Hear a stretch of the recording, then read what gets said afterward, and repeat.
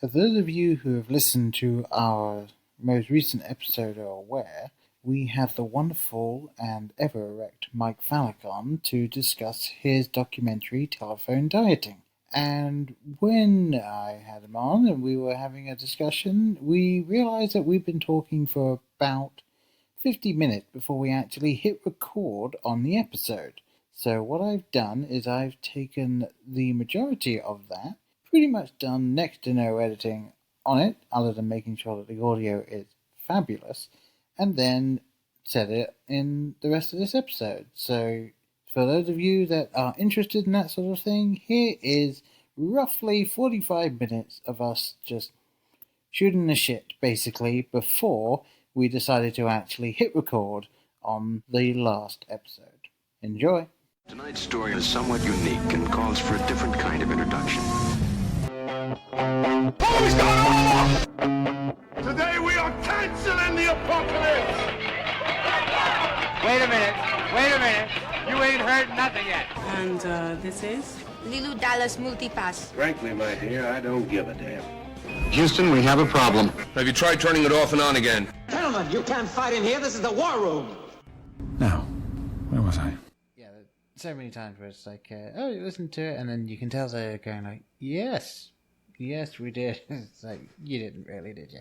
I don't know what that is. It's this thing where people just, they decide they have to look good all the time. It's like, what do you want out of life? To it's like, it's not like you're going to be like, screw you, get off. It's like, we're here already. We're on the phone. I don't know. I don't know what people honestly, I don't know why they do it. I've never understood it. I think people hate looking stupid. I think that's it. Yeah, I guess. I know. Yeah. I'm always the first to admit there are many classic films that I've just not seen. But people seem to assume I have. So they'll just be like, for instance, I will say I have never seen in their entirety any of the original Star Wars trilogy. I have had conversations with people where they are conversing with me under the understanding that I have obviously seen them. And they, they'll say, well, you're a Star Wars fan, It's like, well, actually, got to correct you there. Yeah, and it's like, isn't it more fun to talk about stuff? Well, I think that's it too. It's like people want to feel included, isn't it? Probably. They really want to be like, yes, I totally get it, and I've totally seen that. There's more people likely to just lie and be like, yeah, oh yeah, totally, like that moment on the star of Deathless, the Deathless star.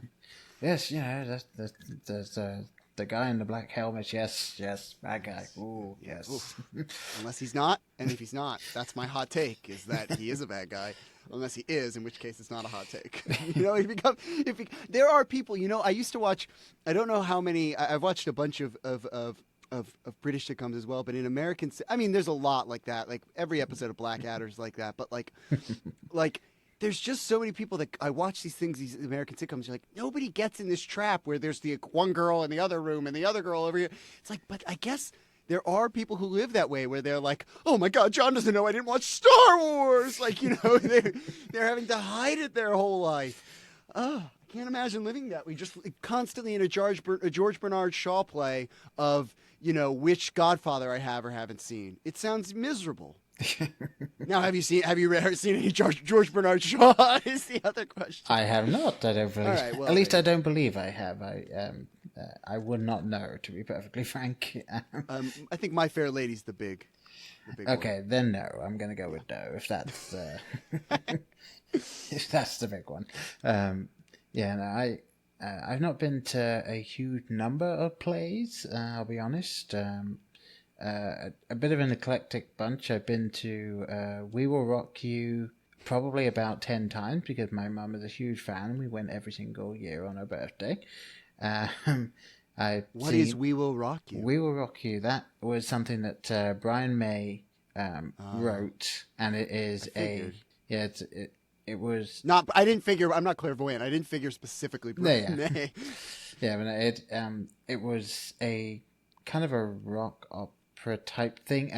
It was set in the future where all music is now digitally created, and it's all synth poppy stuff, and there are these two people who are getting they don't fit in, and they're getting glimpses of old school rock lyrics, and they kind of break off and join the resistance. And of course, each major song in each major scene is a Queen song. So, and it always ended. They never did Bohemian Rhapsody throughout the play, and then it would end with the lights going down and the words on screen saying, "Do you want Bohemian Rhapsody?" And of course, the entire audience just goes, "Yes." It's like, okay then, and they come out and sing it. That's great.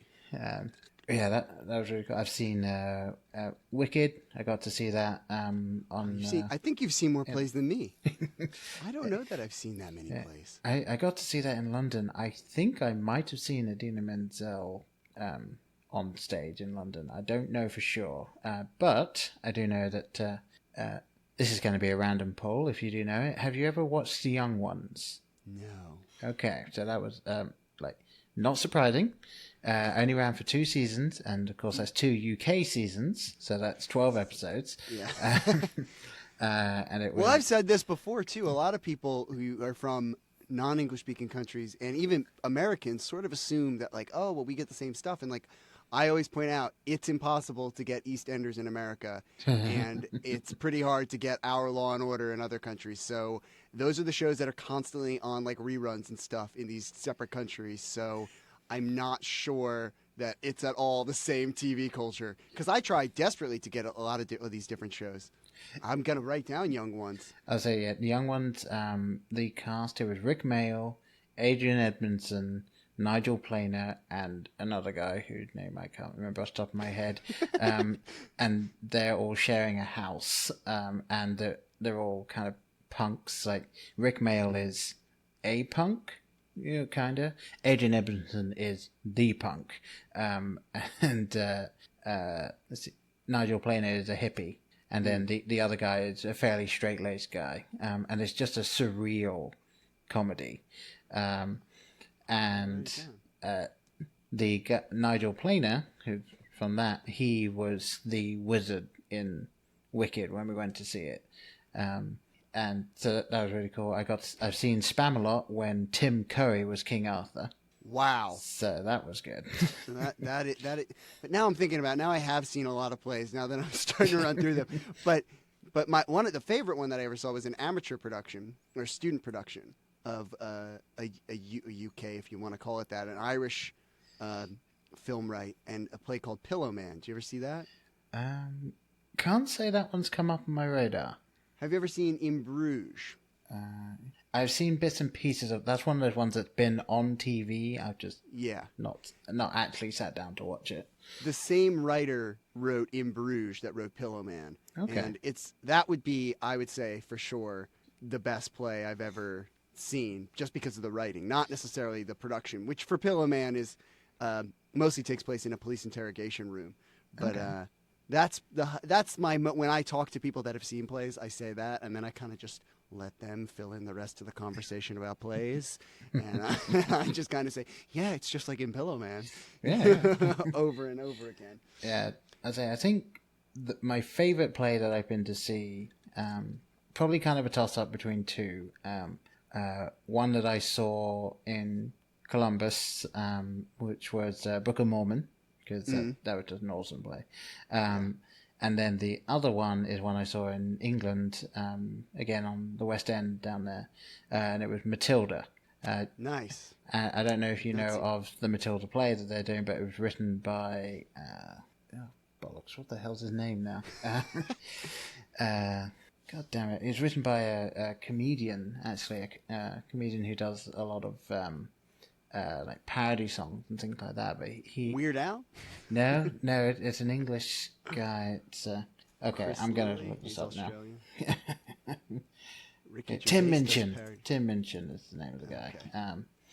Okay. He's done an Australian comedian, actor, writer. He is very atheist. Goes on about that sort of stuff. He even has a song. The name of the song is a spoiler for the song, but it's called "Fuck the Motherfucking Pope." Yeah, well, that's a good point about the Pope. Yeah. Well, the American play is the 3-camera sitcom. That's what's taken over. Very few countries still do the 3-camera sitcom, but it's set up like a play, and we still it's amazing. And I don't know if other countries know how many of these pieces of dunk we crank out every year. We crank out so many set up like a play, 3-camera type. Still to this day, that is that's the modern American play. Broadway has struggled over the years. The modern American play is and there's some good sitcoms. I mean, I can't think of a ton of iconic. I don't know. Is Blackadder's like the go-to of Blackadder and Monty Python are technically 3-camera setups, but there's a lot of interstitials and things on scenes. But like when I think of British sitcoms, I think Peep Show. I think a lot of stuff shot not in that style. I can't. Right. What was the other one? Black Box. I don't know if that was actually a British production, but it had a lot of British people in it. You mean Black Books? Black Book was another one too, but the which I've seen, Black Book. Sorry. Yeah. And that's a 3-camera setup, and so is IT Crowd, right? It was, yes. Yeah, that one was. But Black Box was it's something box, but it was with a lot of British comedians. I don't actually know if it was British now that I'm thinking about it, but it was about 2 executioners. I'll have to look it up.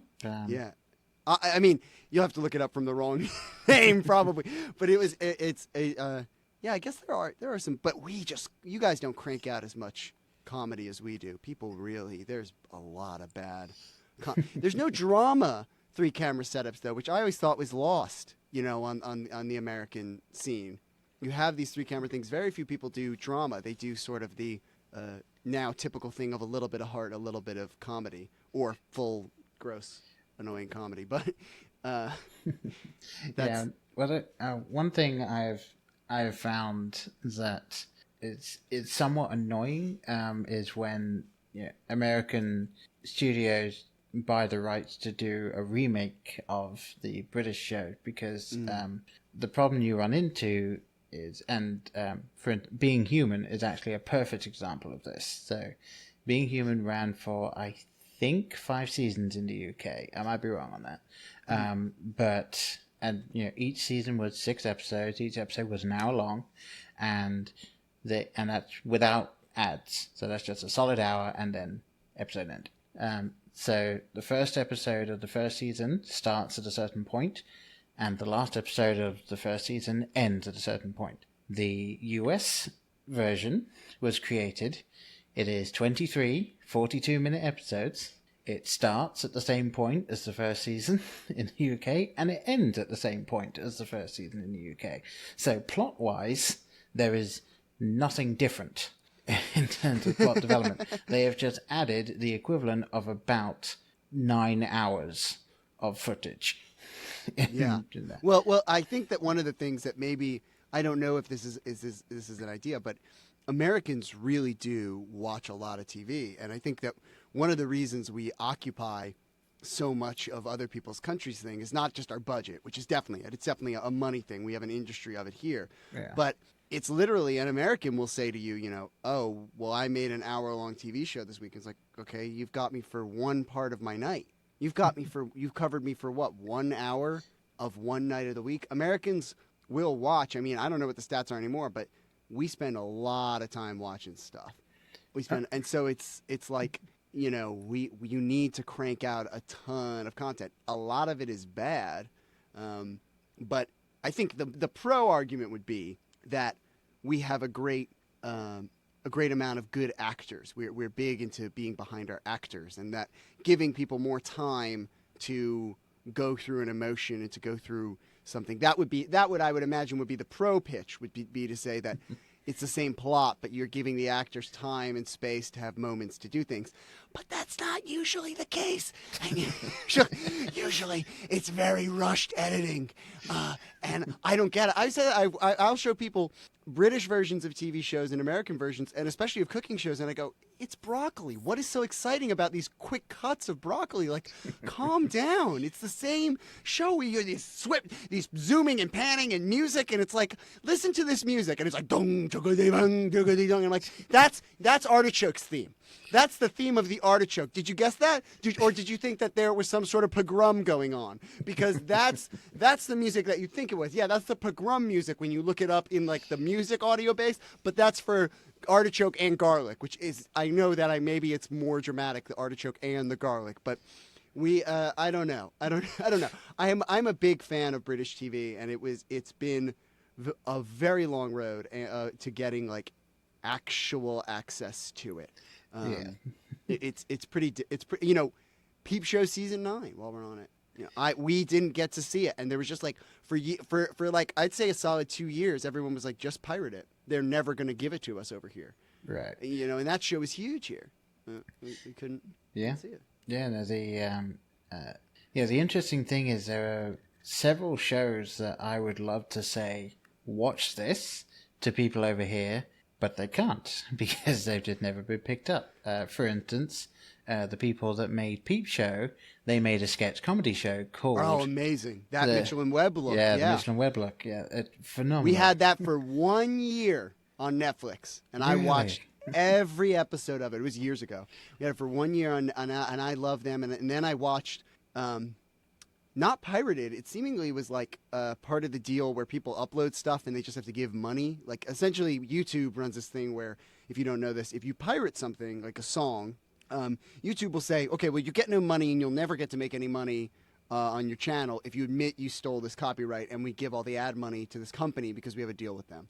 And so I watched all of with Rob Brydon, Something Lie to Me. Would I Lie to You? Right? Okay. Yeah. Yeah. And I watched all of that on YouTube. You really have to be like an Anglophile in order to see it, because you just have to be on it and searching and all these things. I want to see what BritBox is all about, because British TV show has been like, part of it is like, I'm a big Ricky Gervais fan, and I had the honor of being quoted in Esquire UK about looking up to Ricky Gervais as a creator, and that's cool. It is really cool. They're like that. Like they took my quote about Ricky Gervais, which was so important. But like, he has all these guys from EastEnders, like I was mentioning before, making all these jokes about it, and all these different all these talk shows and things like that. It's like, but I can't see them. I don't. It's even more important than that. Like I can't get the jokes. Like that's even weirder, that I can't get the jokes. Right. Yeah. I mean, there are several shows that I grew up watching, or that I think are phenomenal examples of British humour and British wit, and they're just not over here. For instance, there is a show called Green Wing, which very few people I know over here have ever heard of. And it was essentially, what if Monty Python made ER? Is kind of what it felt like. Since you've seen Black Books, the character of Fran, she's the main character in... It's the same character? Wing. Or is it the same actress? It's the same actress. Okay. And it's just... And also there's a few people who are in the British Office are in there as well. Catherine Tate, right? Like, is she in there? Catherine I'm sorry, Tate that's is the not. American Office. Do you know that she's in the American Office, and Americans watch that and they're like, why is this British person here? Another show we had for 1 year in Netflix. Yep. Catherine Tate. I mean, she was always brilliant. If you haven't had the chance already, do look up her Lauren character on YouTube. She was famous enough. That was a would I bother? Why should I be bothered? Yeah, just bother face. I'm bothered. But yeah, she and that character is so ingrained in the culture. Like, they did a sketch where she went and interviewed Tony Blair, and Tony Blair did the bothered face to her. And it's so interesting when you Google these things, like in different regions now. Like, we mostly get, if you Google "Am I bothered?" you get a judge who laid down a sentence and compared criminals to Catherine Tate's character and said, you know, he's like, well, should you know, every time you come in here, miss, you seem like you don't care, and you seem to look at me and say, am I bothered? That's interesting. Okay. Yeah. And one other sketch they did actually for a Red Nose Day was like Lauren foreign concept, by the way, to Americans. The only reason I know about it is from watching old British TV shows. Oh, really? Okay. We don't know that it never existed here. We had Comic Relief, which was similar, but it never existed here, and you would only know about it because of TV shows. Yeah, and something labeled Red Nose Day Special or something. Yeah, and actually recently, Matthew Mercer ran a quick one shot with Stephen Colbert doing D&D that was for Red Nose Day, so that was a fun little thing. But yeah, Catherine Tate did the Lauren character in a sketch for Red Nose Day, and David Tennant comes in as a substitute teacher. But it's him in his actual accent, and of course, anyone that watches Doctor Who knows that David Tennant played the Doctor and Catherine Tate played Donna Noble, and so the joke that in the sketches she keeps trying to get him to admit that he's the Doctor. Well, but even that, like when you know about British TV and you watch something like Harry Potter or Star Wars, and you're like, oh, you know, who's this British person? But then if you know, or any British, you know, themed Lord of the Rings, all those different things, and then you learn like, oh boy, it's just the most popular people over there. Like, yeah. It's not like Americans don't, if you like Doctor Who fandom, as big as it is in America, is still relatively rare. Most Americans cannot identify David Tennant unless they've seen the Harry Potter films. And even then, they might not know that he's in, you know, number 4. Most Americans don't know who he is. Yeah, although Good Omens, I'll say, Good Omens has done quite well at bringing him over. That's the kind of fake... there's another show in Britain that's like it, right? Isn't there? Or I never knew if it was a remake with a lost child, right? No. Oh no, Good Omens is sorry, the Terry Pratchett, Neil Gaiman, Neil Gaiman book, yeah. And I was going to say, David Tennant and Michael Sheen made a 6-part quarantine filmed series where they are trying to practice for a play, and they're doing it through Zoom.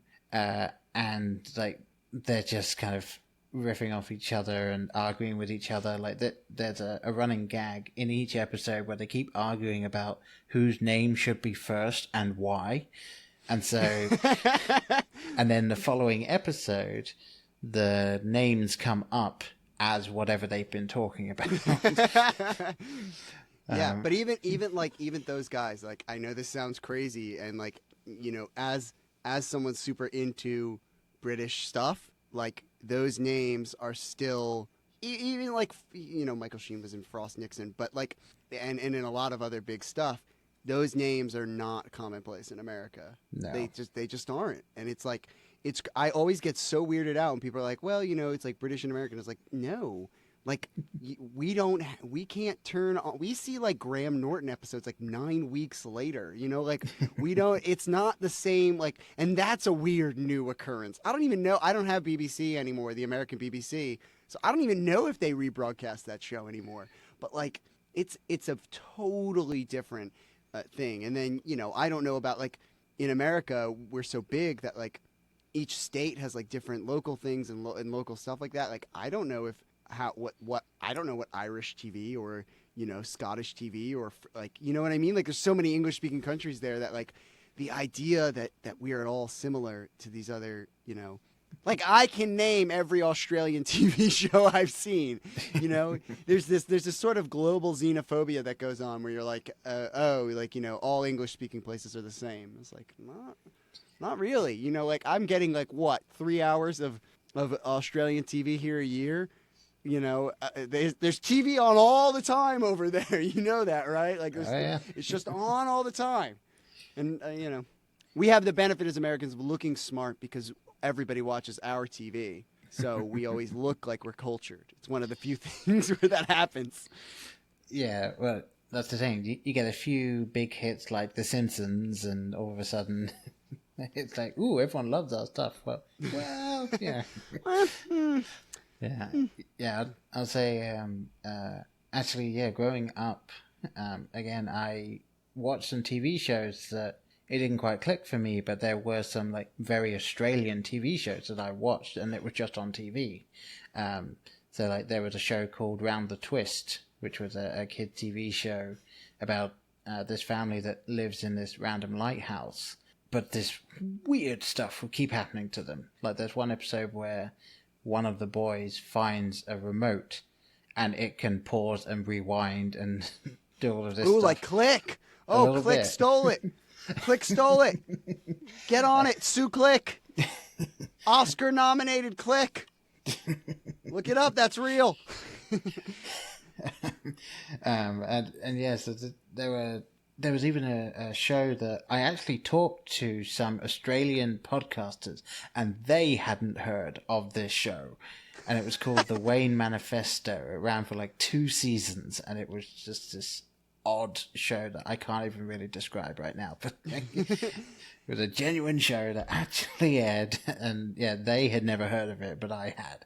So I don't know a ton about, when you moved and whatever, but I've been obsessed with I'm obsessed with Saturday morning. Like that was a thing in America that was big, and Saturday morning cartoons were used to be much bigger, but in America it was a huge boom, right. And like a TV boom. And there is, I think it's called like Breakfast something, and there's these puppet characters, and they're like these insane puppet characters, and I don't mean insane like oh they're so kooky, like they literally act insane puppet characters that host this like morning Saturday morning sort of TV show, and like it had all these different transitions.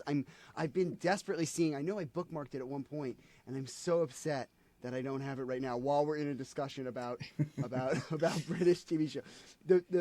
The few shows that I do have here, one is Grange Hill, because I know that someone lists. I think Grange Hill and Likely Lads were mentioned in the Train Spotting audio commentary. Okay, yeah. And I know nothing about them, and I have no way to watch them. But Grange Hill, interesting show. That was something my sister would watch, that and a show called Biker Grove.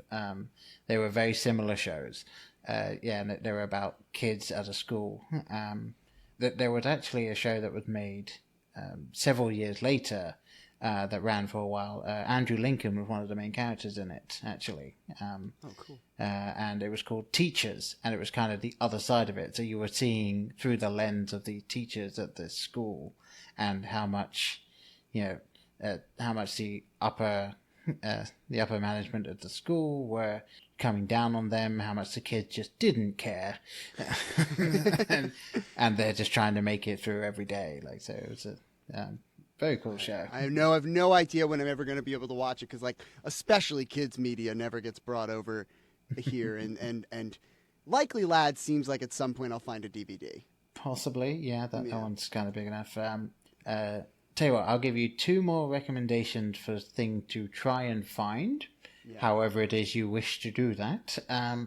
There is a show that was made by Michael Palin, and in collaboration with a couple of other Pythons. It was called Ripping Yarns, and it was kind of like what the British version of Twilight Zone could be, sort of, but a lighter-hearted, kind of a lighter-hearted take to it. So not quite as dark as the Twilight Zone could get, but it's, and it was obviously Python-esque version of it.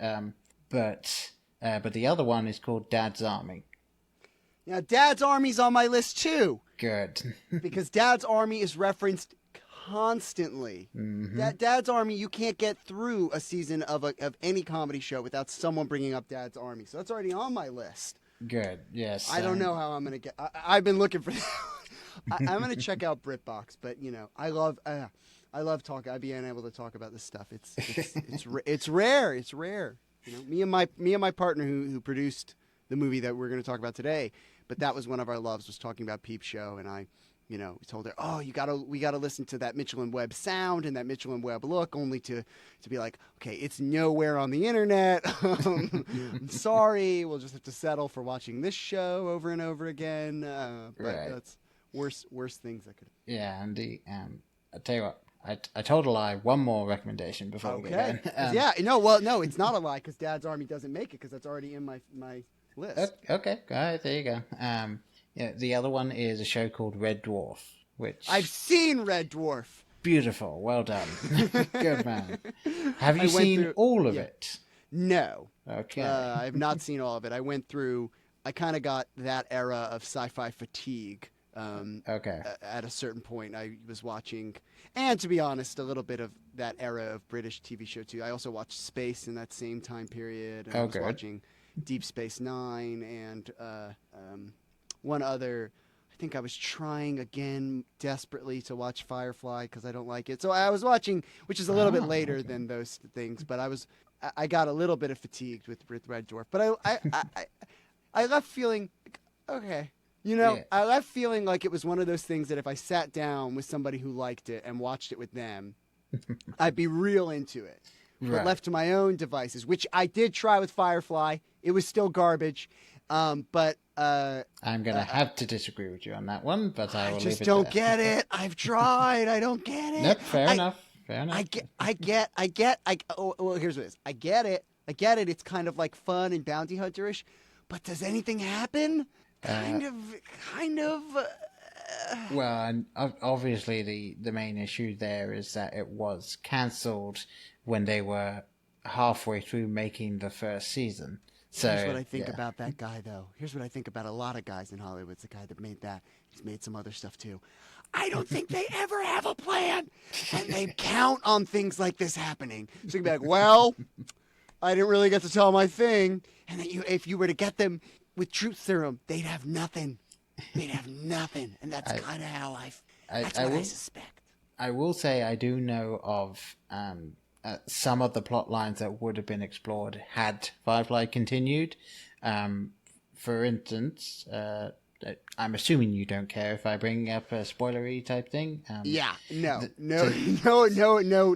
Okay. I'm not going to cry about it. That would be weird. So there is one episode of Firefly when the Reavers go by and they're all kind of like hunkered down and they're all looking at, like they're all trying to come to terms with what might happen. And there's a point where you see Inara, who was Mal's girlfriend, not girlfriend, she's looking at a syringe. And the long game for that would have been that Inara actually had a terminal illness, and that was her medicine to keep her alive. So the whole point would have been that obviously her and Mal kept doing the whole, they obviously like each other but they're pushing each other away, and Mal's doing it because he feels he's not good enough for her, and she's doing it because she knows she's going to die. And so okay. So that was just a fun little thing that also came. And that you're saying that because there's proof of it for some reason. Well, that was something that. So I'm saying that one shot, which I don't think anyone would have noticed, some syringe. That one shot is in there. You're saying it is. It lingers on the syringe, so she's looking at it, and then she's like, okay. Yeah. I'll take it into consideration. I'll go into my chambers and make a decision. Yes, the Chamber of Understanding, to steal a Futurama quote.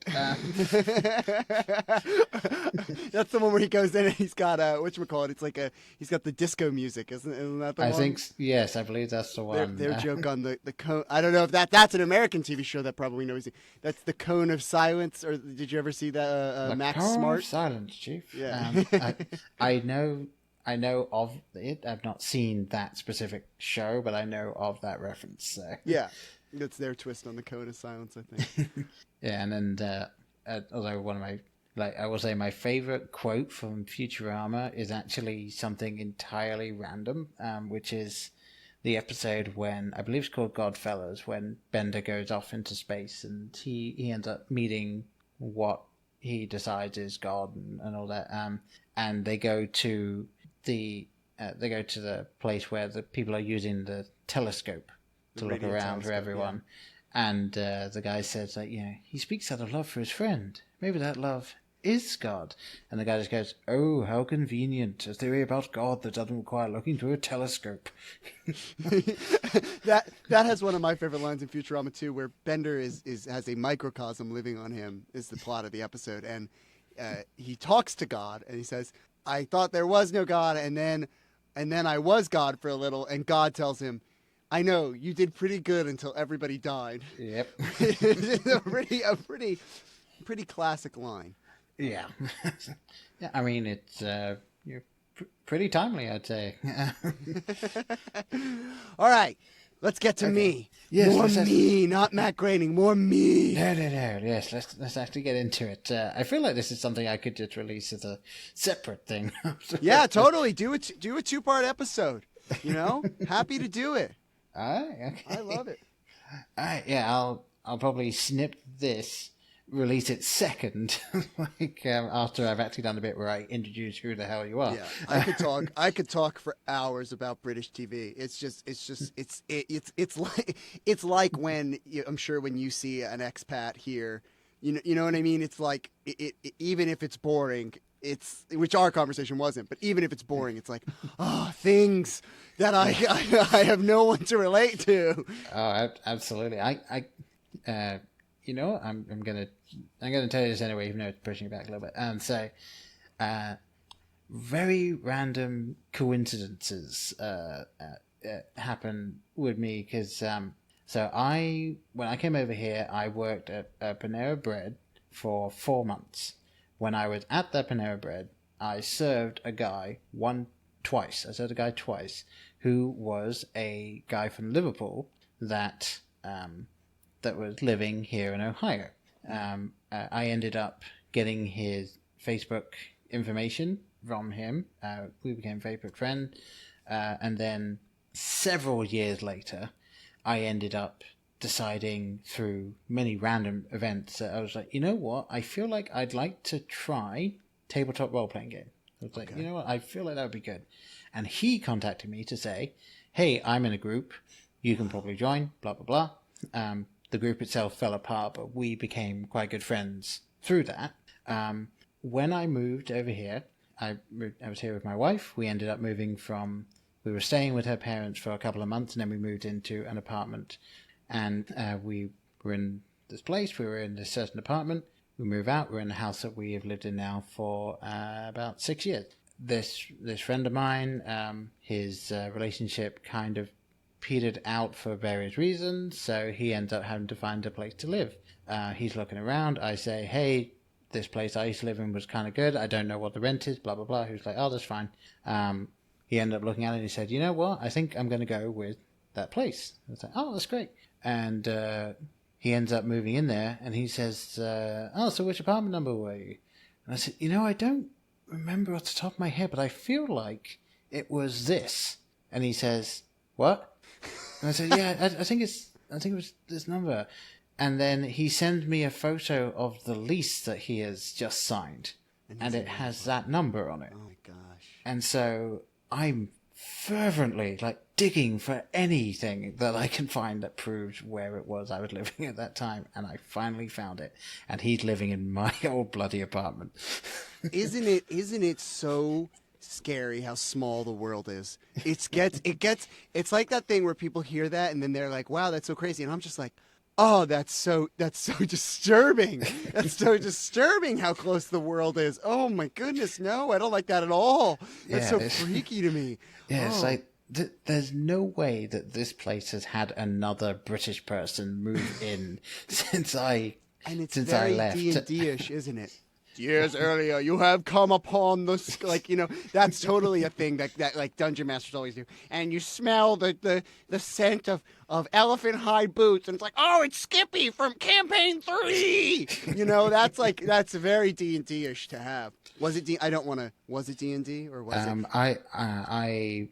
The first thing that I was playing at that time, it was Pathfinder, which is as I've described it, D&D with more rules. Yeah, I want to play it so bad because it has more rules. I either want less rules or more rules, and I like all that strictness of it. It makes it more gamey. I wanted to play Pathfinder for so long. I played it for about 8 sessions, and the group dynamic did not work well. So in the end, myself and this other guy, we ended up moving away from that group, and I actually found... was it the group dynamic in playing the game, or how you guys got along? It was not in playing the game, no. It was more in how the other members of the group, and not even necessarily so much ideology-wise, it was more just the way they acted, and like they were meeting every 2 weeks, and my wife, who definitely long-suffering, she doesn't get it. She doesn't understand how I would enjoy it, and she reached a point where she was like, you know what, every 2 weeks is just a bit much.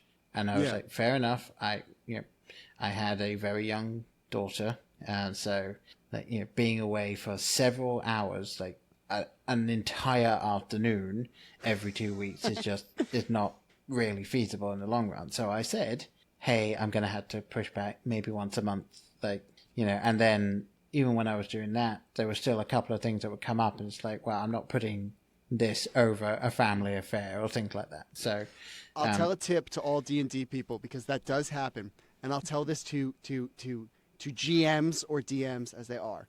I had this where we had inconsistencies in people, but we didn't want to stop playing. And the way we solved it was, I thought, and I was the DM, so I think it's really brilliant. The way we solved it was that the person would be petrified. That, in other words, there was a subplot going on where they were sort of like beholden to this magical thing, and the person would be petrified, and the players would have to carry around in their pocket this person each week. And if they got it stolen, or if they lost it, or if it got destroyed, that would be sort of part of the adventure.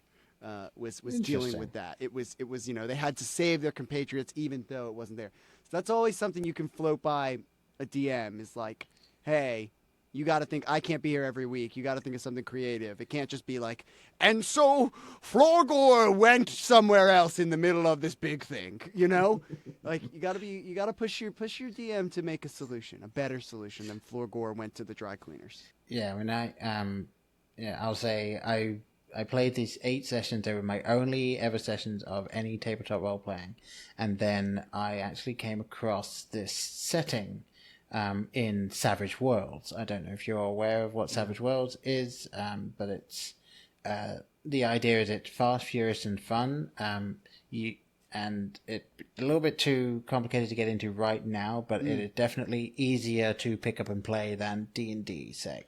And it's a setting called Crystal Heart, and the idea is you basically play as agents of this organization that gives you, instead of your heart, you get that taken out and you have these crystals put in, and they give you superpowers. So you go off and you do all these things, and you have these abilities and so on and so forth. So I saw that and I was like, well, that's really cool. I don't know anyone that plays it. I don't know anyone that plays any of these things. I'm going to have to run this. So I have been running that ever since.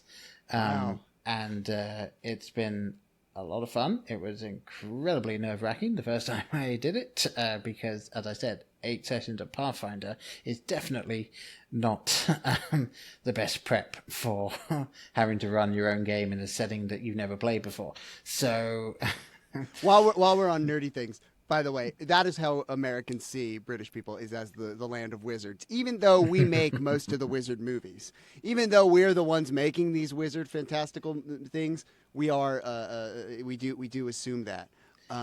Well, we are the wizards. I mean, Ian McKellen and Daniel Radcliffe. These are the most famous wizards. I will say that. Yeah, Michael Gambon as well. But of course. But I'll tell the only D&D story that I think is relevant to being nervous about being a DM. And if this is too nerdy at this point, I don't know what to tell you. This is a bonus thing anyway. It's a very social thing. Like, I'm very excited to see that D&D and all these things are becoming more like app-based and like computer-based, and like I am interested in trying that stuff and like playing with random people and seeing what that's like. Okay. And I used to play online as well. But when you have a big social group, which in doing entertainment, I would occasionally have these big people I would network with. And I had this D&D group. and I was the DM for the first time, and I went and these guys would just run into every battle, every situation they would fight. And I went and I talked to people, and I was talking to other people that were nerds and were DMs, and I came back to my group and I go, look, I'm not even exaggerating. I've talked to every dungeon master I know in New York City. Okay? Some people I don't even know. There was a big get-together, and a lot of people that play D&D were there. They've all told me that I should just let your characters die next time you do something stupid. Okay? So I'm going against the wisdom of every wizard in New York City to let you live right now. So please be careful. And of course they did something stupid. And I sent them to the ethereal plane. So, don't mess. That's all I'm saying is, listen, don't mess with me. I'll send you to the ethereal plane. Yeah, exactly. They told you that, you laughed, they laughed, the table laughed, you killed the table, it was a good time. Let me make sure that didn't... All right, I'm ready to roll here. I'm having good fun already. In case I don't see you, good afternoon, good evening, and good night. Hang on a minute, lads. I've got a great idea. Louis, I think this is the beginning of a beautiful friendship. You're still here? It's over. Go home. Go.